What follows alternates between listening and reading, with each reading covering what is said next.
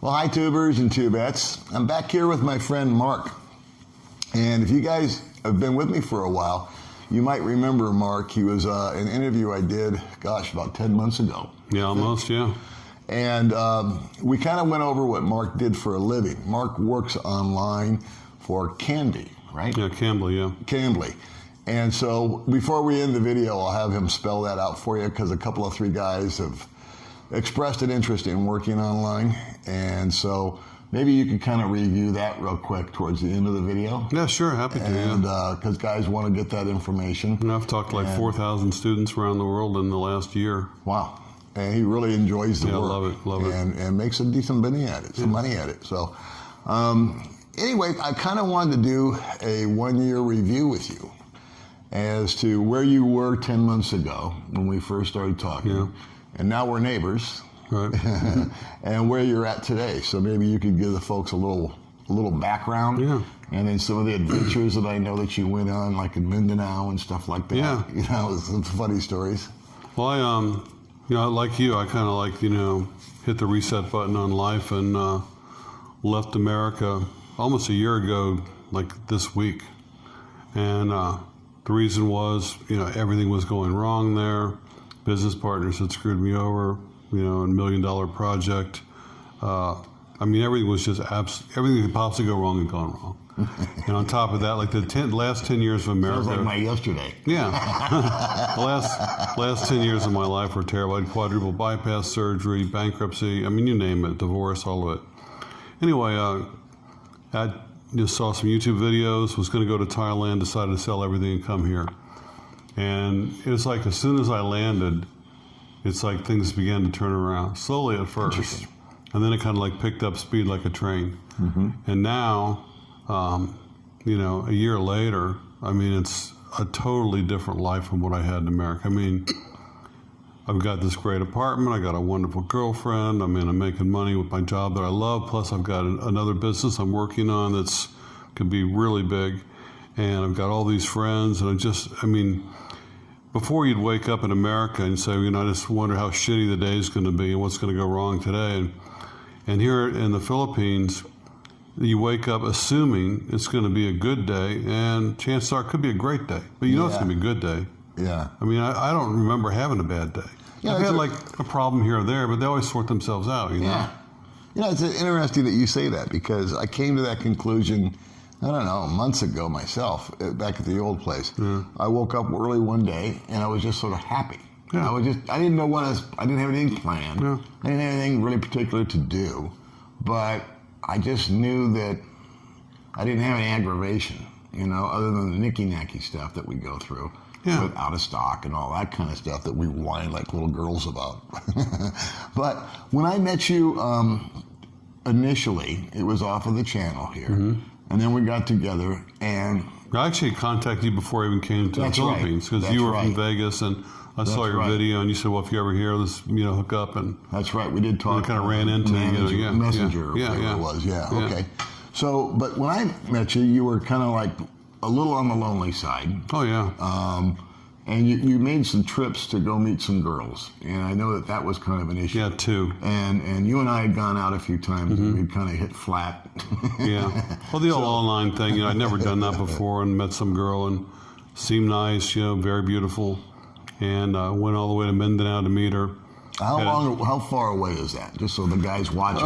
We're in Dumaguete, Mindanao, they're going where it was a flight of 2 or 3 hours, I think, But it's a prop by flying. I flew. Oh, you flew there? I flew, yeah. So you met a girl online and flew 3 hours, 2 to 3 hours to go? Yeah, we were going back and forth for 2 or 3 weeks. And what happened was a friend of mine's girlfriend said, hey, Mark, I know somebody you should meet. And I said, so it's a recommendation. It's okay, fine. So she hooked up with me on Facebook, and then she's immediately, back and forth, every day. And she's a beautiful girl. And what I found out later was, though, she wasn't really a friend of my friend's girlfriend. This girl had seen that she had a foreigner boyfriend on Facebook, and so I want one too. Do you know anybody? So yeah, my friend Mark. I didn't know that she didn't really know her. And so I end up going over there and meeting her, and sure enough, beautiful girl. She brings her 3-year-old son with her. And actually, he's 4. And this kid, it was like somebody gave him like, a mouthful of speed. He was like zipping around like Speedy Gonzalez, and just just running around like nonstop. Now, was there any mention of this child? Yeah, I knew she had a child. Yeah, okay, I knew. So it wasn't I even a bought surprise. the kid a toy. No, it Okay, wasn't a didn't surprise. Spring him on you. Yeah. Okay, all right. But and then like she'd be laying there with like we the first night I got there, I had a hotel, and I hadn't expect her to stay with me that night, but she did with him. Like there's 2 beds, and she's trying to get him to sleep, and she's laying there, and he's got his hand down her shirt, feeling her up, and she's letting him do it. And she said, "That's how he goes to sleep." I go, "That's kind of weird. My mom wouldn't let me do that, And anyway, so finally, he goes to sleep. We end up together, and she, the first night, she goes, starts crying. Like we're just kind of cuddling, fooling around and stuff, and she starts crying. She goes, "I don't know what to do. My father, he wrecked his motorbike, and he's paralyzed from the waist down." And she's, I don't know what to do. And he's staying at some people's house and in their yard, and they're going to throw him out, and he's going to be on the street. And I want to help him, but I don't have any money. And I said, "Well, gee, if I actually knew you longer than like an hour, maybe I would be willing to help you, but I don't know you." So, and then she changes, like turns it off like that. And she goes, "Why don't you buy me? Will you buy me? Come on, buy me, buy me, buy me. Come on, buy me." She's going, "Come on." She's laughing. Buy me. Buy me. Wow. And I said, "What do you buy me?" And, "Well, just buy me." I said, "I don't buy anybody." I said, "I don't need to buy a girl. I mean, I can get a girl on my own. I don't have to buy you." And then I realized, like, okay, this girl's nuts. I want to get out of this whole thing. And so I'm basically stuck with her for like 2 or 3 days. And Wasn't it an earthquake? yeah, that also happened. That's when the earthquake happened in Mindanao, which was based like 60 miles away. The building shook, and we actually had to evacuate.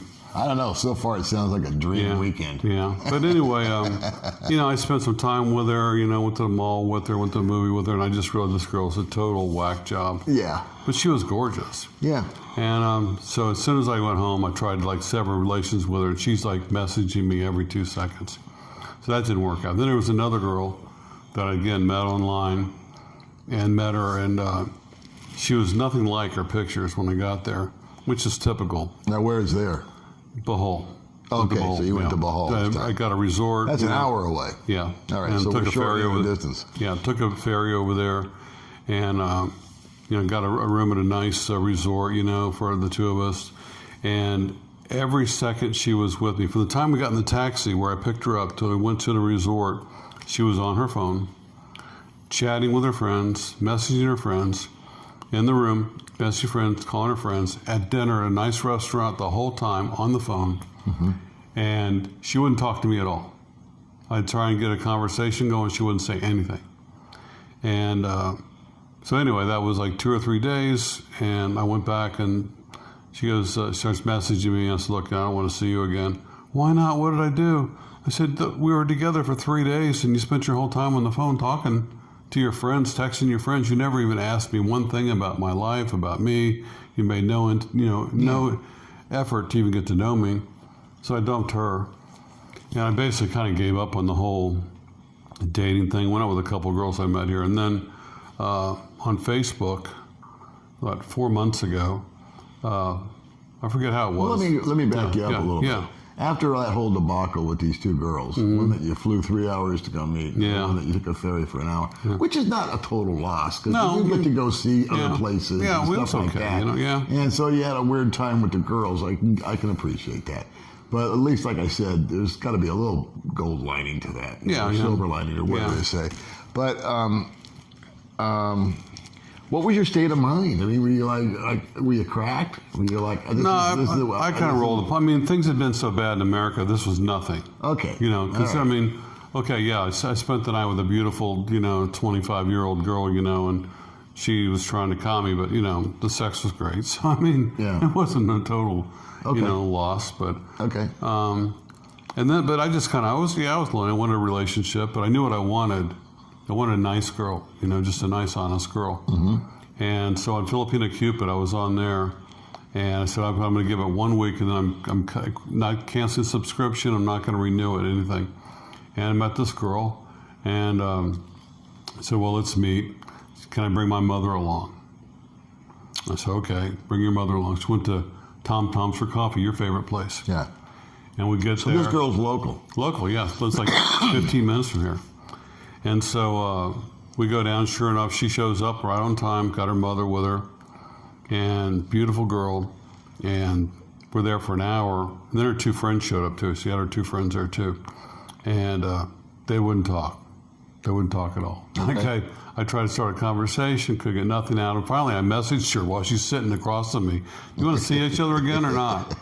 Yes, I'd like to see you. I like you. Okay, well, I don't know why you can't say that. You got to text me. But anyway, slowly, we got to know her. She'd never been on a date before, never had a boyfriend.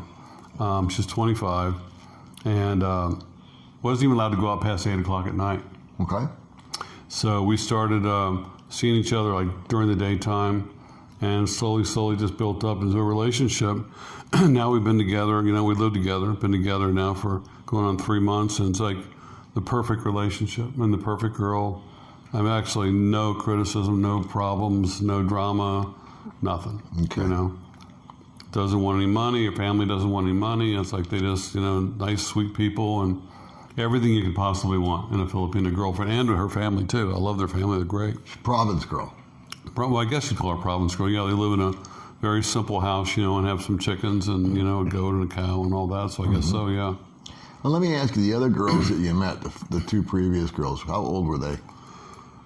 Same age, 25 and 27, I think, something like that, yeah. Right. Oh, and then I forgot one. There was another girl I was with for like 3 weeks, and she was 20, and she was a friend's ex-girlfriend. Huh. And nice girl, but she was one of the twins I told you about. Mm-hmm. I actually dated both of them. Mm-hmm. The twin sister, I dated them both. But nice girls, but they just had no conversation. Their English was very bad. And so you couldn't have a simple conversation with them about anything. Mm-hmm. I spent half an hour trying to explain to her what a cowboy was. And I having to get a picture book out.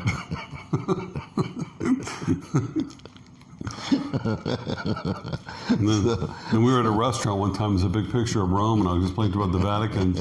And I said, "That's Rome." She goes, "Where's Rome at? Is that in Australia?" I said, "No, you're a Catholic, right? That's where the Pope lives." Oh. You go left. Well, never mind. Yeah. So that's kind of your year in review. Yeah. So you went out, you had a few mishaps, Yeah. But you didn't give up. Now, I've known guys that have gone through similar circumstances as you. In other words, they were here for a few months, they bumped into this person, they bumped into that person, and after 2 or 3 failed attempts, literally packed it up and left. Yeah. You know what I'm saying? Yeah. I mean, they just came here and they thought that it was all going to be just so golden and perfect and easy. And kind of what I like to convey here to the guys that are watching and thinking of coming over is, in fact, I said it with the last guy I talked to, John, is that you don't just get off the plane and girls start throwing themselves at you, as it's been reported previously. Well, not here in Dumaguete. I think in Cebu it's more like that. They're more, when I went to the mall when I first landed, I had to buy a SIM card for my phone, and these girls were following me all around the mall. Is that right? Yeah, but not here. Okay. Yeah, some reason it's different over here. So what's your plans for the future? What's up with Mark, say, in the second year that you're going to be here in the Philippines? Well, I'm going to stay here. I'd like to, once this quarantine's over, we want to go see some other islands. I want to go to Palawan. I'm actually, my background's working on cruise ships and had all these bad things happen with my career, getting forced out of, my age and heart attack and all this other stuff. And now I'm actually in the process of trying to buy a cruise ship for $40 million.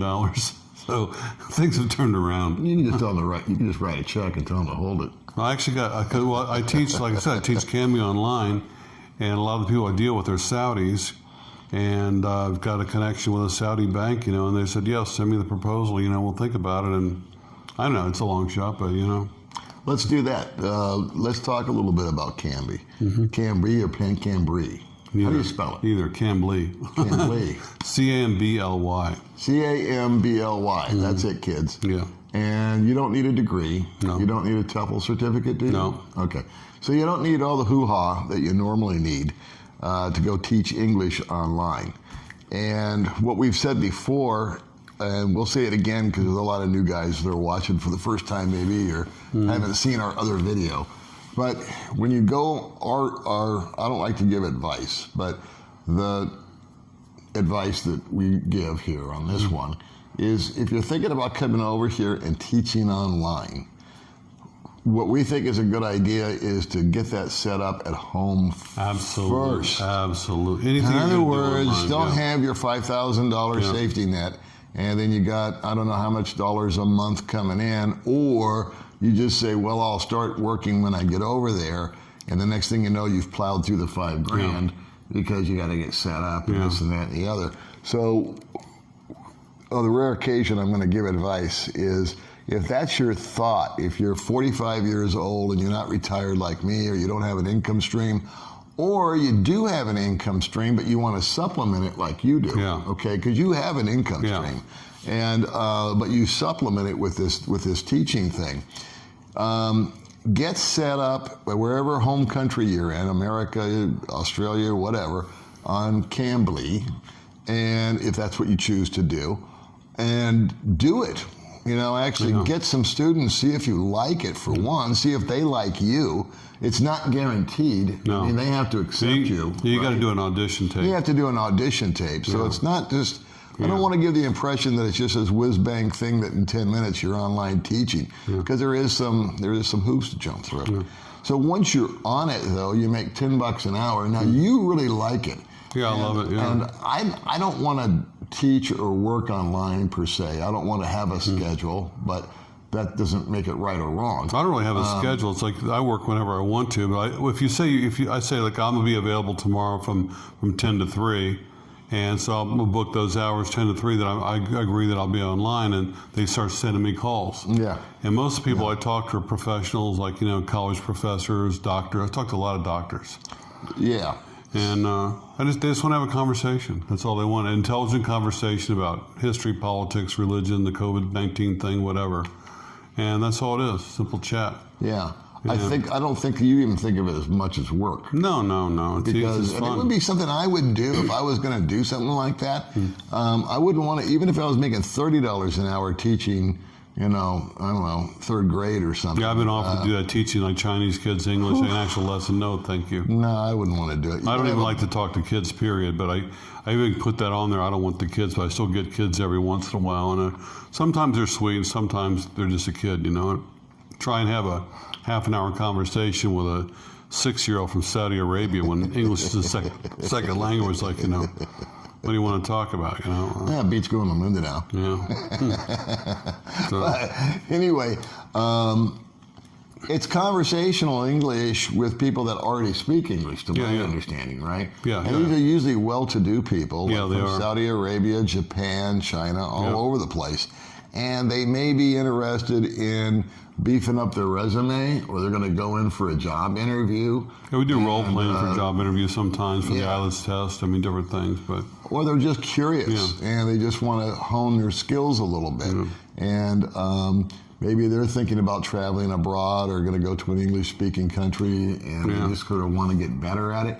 But they're actually very, very interesting people. They are, yeah. Wasn't there some woman that was in a bad marriage that you I was just going to say that. I remember that. Well, see, before I came here, when I was in America, I was a host of a radio show that basically psychology was the focus of it. And so I used to talk to psychiatrists and psychologists from Harvard and places like that. So every once in a while, you end up being like a counselor. Someone's got problems, they have low self-esteem. I always try and build up their self-esteem.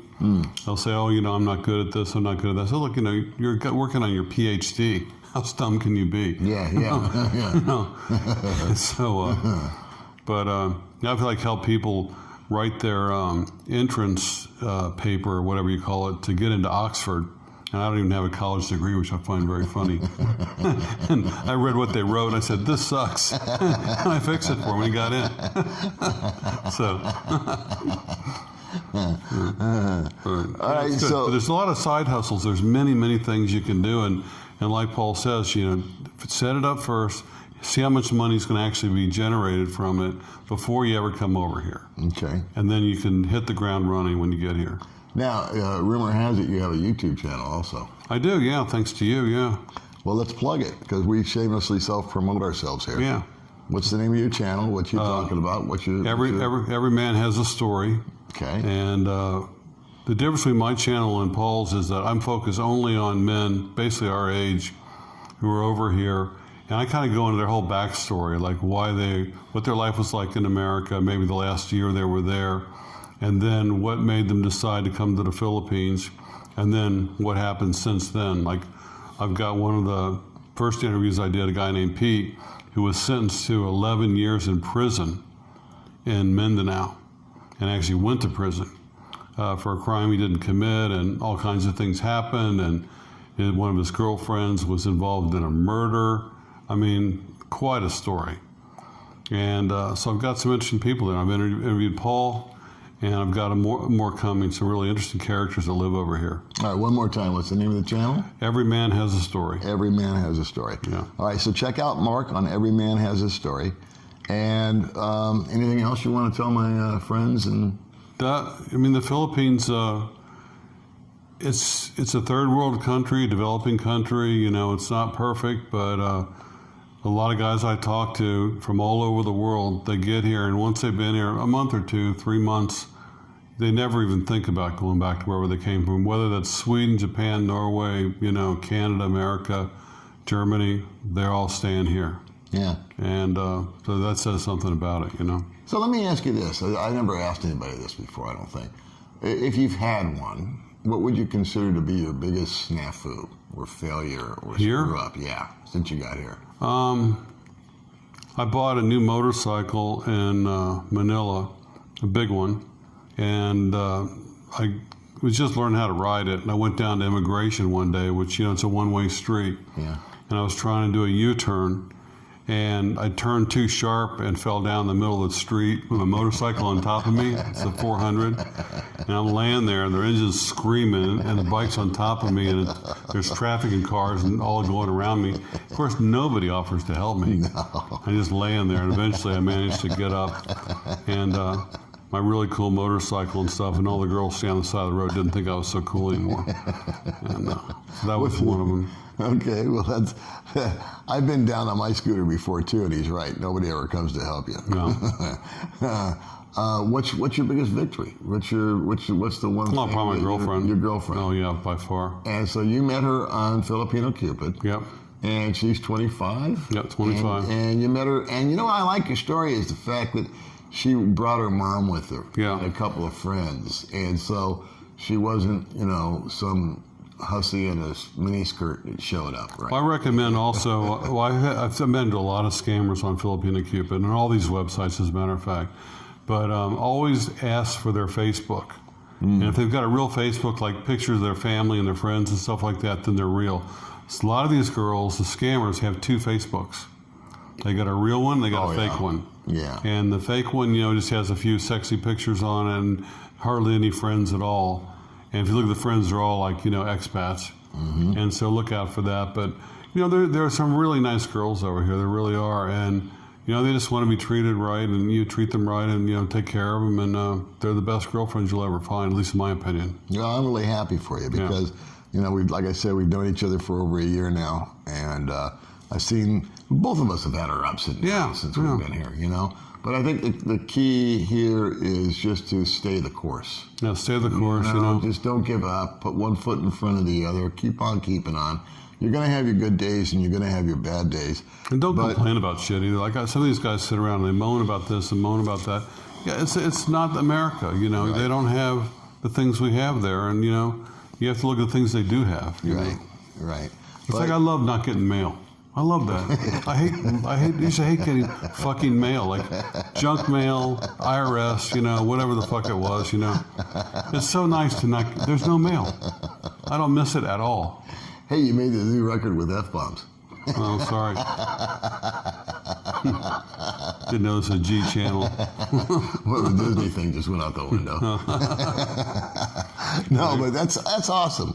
And the thing that he said that again just resonates with me is every day that I wake up. Well, it's not like I bounce out of bed and I'm doing handsprings or anything, but I'm not in a bad mood.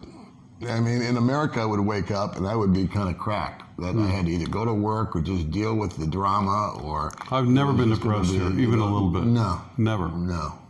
That's cool. And even though you've had the rough times, it's sort of like, if you've got the right attitude, you can do the Mindanao thing in the hall, and you can take it one way or the other. You can just say, well, this is a funny story. This is a complete and absolute failure, but it's funny. Well, it's also, it's not the only girl in the world. It's like That's right. in America, like you can lose a girlfriend, well, I'll never find another girl. That's right. That's right. There's no problem finding another girl. That's right.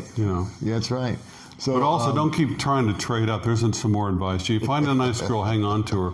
A lot of these guys want to keep trading up, like thinking they'll keep getting another girl, a better girl, a prettier girl, and they find out that the first girl that they were with was a nice girl. They should have kept her. Yeah. I think we've heard one of our guys on YouTube say that. One of the guys, I won't say his name, but says that. When you get a good girl, hang on to her.